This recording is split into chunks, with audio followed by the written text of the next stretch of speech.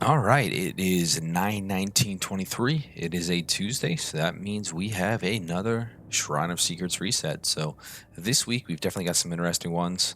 Uh, a little, as you can probably foreshadow from which perks I have already fully unlocked. A little killer sided this week, but some interesting ones on the survivor side as well. So we'll do what we always do. We'll go over what we have. We'll dive into kind of our thoughts, how they fit into our four-tier kind of meta list down there, and then we'll probably share some builds that we like with the perks that we recommend.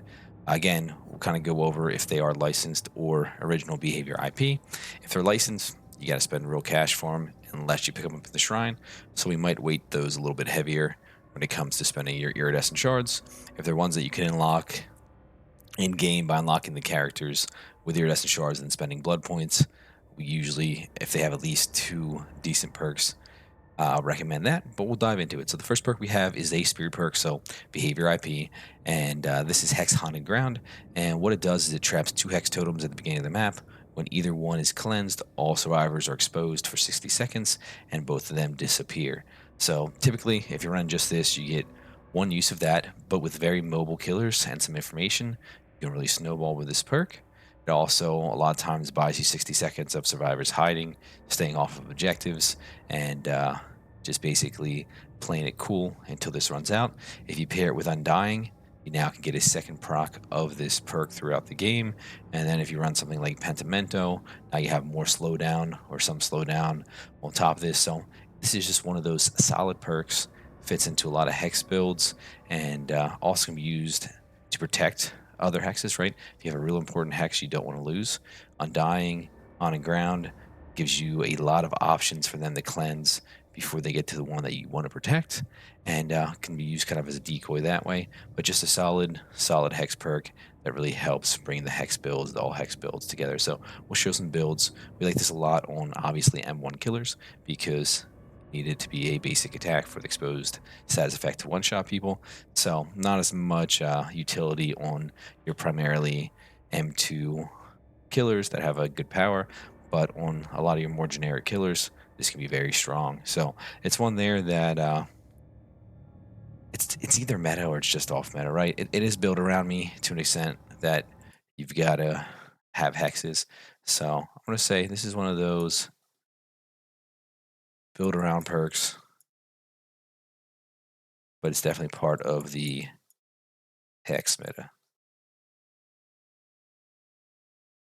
So if you're talking hexes, it's definitely a meta perk in the sense of it being one of those perks that if you're running hexes is a must consider.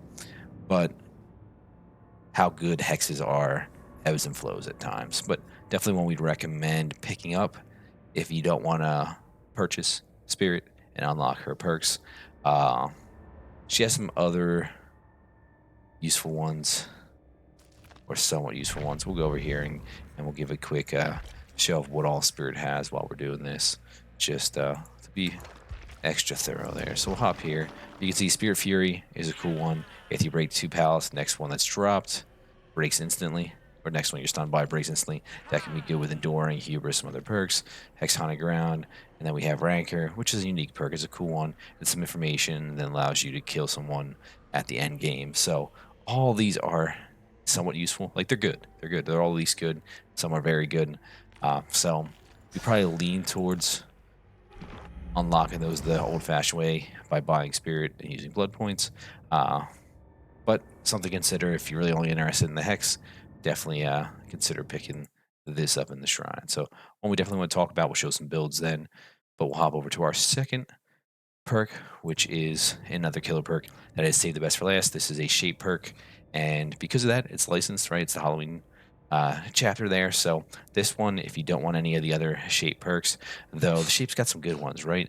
The shape's got Play with Your Food, Save the Best for Last, and we are drawing a huge blank here. So back to the killers we go. So yep, Save the Best for Last, Play with Food, and then Dying Lights. Dying Lights probably the least utility here, but these two are very good. So uh, if you're willing to spend the money and you like the idea of playing the shape or Laurie Strode, then you can use BP. But otherwise, if you don't want to spend the money, the shape doesn't really stand out to you. this is one you definitely want to pick up with BPs. And again, it's another M1 killer perk. Basic attacks give you stacks up to 8, and now you have 5% perch and token decrease in your cooldown. Can really speed you up. We'll show some killers that we like, this one, some builds that we like. You can pair it with some other perks to speed up even more, but on its own, very solid on M1 killers. So with that, we're going to say this is definitely a M1 meta perk. Got to specify because not as much utility on other killers, but definitely an M1 meta perk. So two very solid options here, and we'll show builds before we kind of do our wrap up or summary here. All right, so hopping over to our survivor side, we have a Hattie Kerr perk. Again, this is behavior IP, so you can unlock Hattie and then spend BP to unlock these perks. Overzealous is a unique one. Basically, after cleansing or blessing a totem, which is a recent change to this, the blessing part, you get a 9% bonus to repair speed, doubled if you cleanse or bless a hex totem. So if someone's running hexes, now all of a sudden you're at 18. You lose this when you lose a health state. So this is a perk for our gen jockeys. You get guaranteed 9%, but could be up to 18% um, repair speed bonus. But it's situational, right? You got to take the time to go bless or cleanse a totem, and then you got to make your way to the generators. And if you get injured, down, whatever, then it's gone. But if you're stealthy, you like to immerse yourself, like to be a gen jockey, this perk can be very strong. 9% is nothing to sneeze at. 18% is definitely nothing to sneeze at either. So very strong, but situational. There's a lot of gen speed up perks out there, so you got to kind of decide what you want to run. But this is definitely one to consider. Because of that, we don't think it's really meme or trash, but I think it's definitely a lot of times a second choice over something like resilience, which does other things as well. So we'll give this kind of a second tier, second choice perk for that slot, but not bad by any means. But unless we're looking for that specific niche, we're probably skipping that one. And then our last perk here is a Rebecca Chambers perk, which is a Resident Evil perk. So another licensed one, so you got to pay real cash with it. But with the Resident Evil chapters, you get a killer and you get 2 survivors, and they typically have some pretty good perks. She's got some other good ones like Resurgence, which, depending on how new PTB goes through, may not be as critical, but it is a good perk. So uh, we wouldn't complain about picking that up. Wesker's a good killer as well. Ada, one of our favorite survivors. So got a lot of options there if you do spend your money there. But if you don't want to spend your money on that chapter, then grab them here in the shrine. But this one is one where upon completing a healing action on another survivor, the target survivor gets a 14% speed bonus to healing, opening chests, cleansing, blessing totems, and they keep this until they lose a health state. So you're seeing a big trend here with the health state being lost. You lose the bonus, but some relatively strong bonuses. 14% is pretty good. The problem is it's only a few things to get this bonus. And again, a perk like resilience, you just have to be injured, then it works. You can 99 your heals and all of a sudden take 2 hits still. You can run it with made for this, so you get that extra speed bonus as well. It makes you harder to get down in chase. Just again, it's another one of those second tier perks. And that's kind of where we're going to put these. So these are second choice, not bad by any means, but not really recommended. So probably skipping these two, but we would heavily consider our killer perks this time around. So what we're going to do is we're going to hop over to a hex build, and we're going to kind of show how we really like to run, save the best for last in builds, and then we'll hop back over here for one quick final look at our thoughts, and then we'll get out of here, not waste anybody's time. So if we go to our killers, we're talking hex perks. Let's hide this as well. So hex perks, if we're running hex perks, especially haunted ground or those kind of things, a lot of times you want that to be on a killer where we have some sort of other perk to protect, right? I'm trying to think who we have them on right now. We might have them actually on the dredge, something like that. Let's take a little peek here to see. Here's a great example here. So in this build, we're running 3 hexes, and then we've got an information perk. You could run 4, you could run some sort of other gen regression, but in this build, we really like the information. We like to get things rolling early. But here we have Devour Hope that we want to protect. We're kind of going for a exposed status kind of theme, easy downs here. So we've got Haunted Ground to go with that, and then we've got Undying to hopefully give us 2 procs of Haunted Ground, and then that should get us a number of downs to get Devour Hope running, and then we can just snowball to a win. So you see how these kind of all work together. You've got the perks protecting this one, getting some effect, and it just gets us to the mid game where hopefully we really take over with our strongest perk there. So that's kind of one way you can run this. You can run it standalone too if you don't have a lot of other perks. It does provide another objective for the survivors to do. Also gives you a chance for some easy downs. But this is just kind of a simple build here. You could throw something like Ruin in as well. You could throw Pentimento in here. So once all three of these are gone, you have some slowdown for the end game. It is really up to you. But I'm trying to think who else we might have uh, one of these kind of builds on.